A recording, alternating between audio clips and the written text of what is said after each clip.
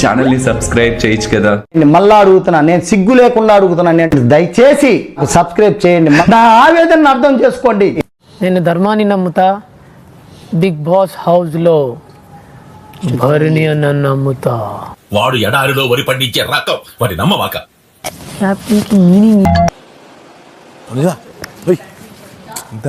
నేను మాట్లాడాను, నేను అలిగాను, బొంగమతి పెడుతున్నాను. I hurt. నాకు ఒక మాస్టర్ ప్లాన్ రెడీ ఉంది. వేసేయండి, గురేయండి. నువ్వు వద్దా? నేను వద్దు. షూరా? షూర్.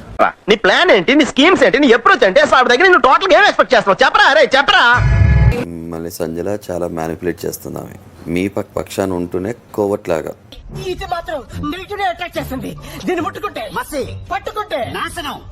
చేసేవాళ్ళు ఎవరో వచ్చేసారు తన లైఫ్ లో.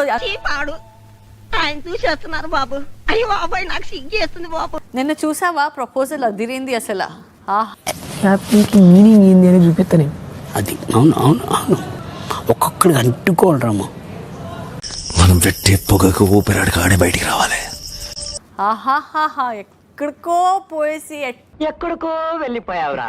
అవును సార్, ప్రపంచపు అంచుల దాకా వెళ్ళిపోయారు సార్. నేను ఆమ్లెట్ ఏదో వేసుకుంది, హరీష్ గారు తింటారంటే హరీష్ గారు వద్దాను. అక్కడ ఎదురుగా నేనే కూర్చున్నా. అయితే నార్మల్ గా కట్టేసీకైనా జనరల్ గా ఫ్రెండ్ అయినా ఫ్రెండ్ కాకపోయినా అడుగుతాం కదా. కేక్ పెట్టలేను నాకు. నీ బర్త్డే రోజు కేక్ కట్ చేసి పక్కనానికి పెడతావు. యాజ్ ఎ బాయ్ ఫ్రెండ్ గా నేను లేనా?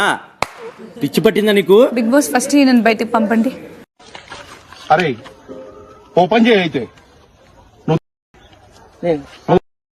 నాకెవరు లేరు చిన్నప్పుడు. అయ్యో నా సుమ్ము, నాకెవరు లేరు అంటుంటే నువ్వు చెప్పొచ్చుగా. నోట్లో ఏమైనా లడ్డు పెట్టుకున్నావా? అరే సీతారామన్, ఇందాకటి నుంచి అడుగుతుంటే చెప్పవేంటి? నోట్లో ఏం పెట్టుకున్నావయ్యా? నోట్లో ఏమైనా లడ్డు పెట్టుకున్నావా? ఐస్ పెట్టుకున్నాను.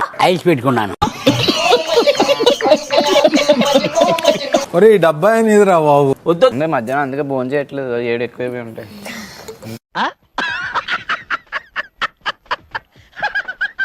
కంగ్రాట్స్ రా. థ్యాంక్ యూ బిగ్ బాస్, నిజంగా థ్యాంక్ యూ సో మచ్.